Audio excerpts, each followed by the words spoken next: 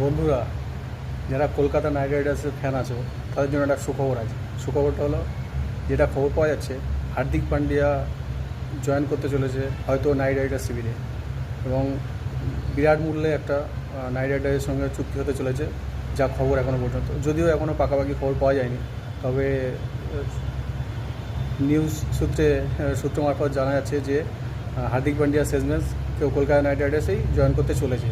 তো এটা কেকেআর ফ্যানেদের জন্য দারুণ খবর, কারণ বিগত দুটো সিজন খুবই খুবই খারাপ গেছে। না হচ্ছে কোয়ালিফাই করতে পেরেছে প্রথম 4টে টিমের মধ্যে। ব্যাটিং বোলিং দুটো বিভাগেই খুবই খারাপ পারফরমেন্স গেছে। তো এই মুহূর্তে একটা নির্ভরযোগ্য ক্যাপ্টেনও দরকার কেকেআর টিমের জন্য। তো হার্দিক পান্ডিয়া যদি কেকেআর টিমে যায় সেটা খুবই ভালো হবে। কেকেআর টিমে একটা ব্যালেন্স টিম হবে, কারণ যেহেতু অলরাউন্ডার হিসেবে সে একজন নির্ভরযোগ্য ব্যাটার প্লাস বোলার। কেকেআর টিমের একজন ক্যাপ্টেনও দরকার এবং এরকম ভালো অলরাউন্ডারও দরকার। তো আগামী দিনে দেখা যাক, যদি কেকেআর কেকেআরে জয়েন করে হার্দিক পান্ডিয়া, সেটা তো খুবই ভালো খবর কেকেআর ফ্যানদের জন্য।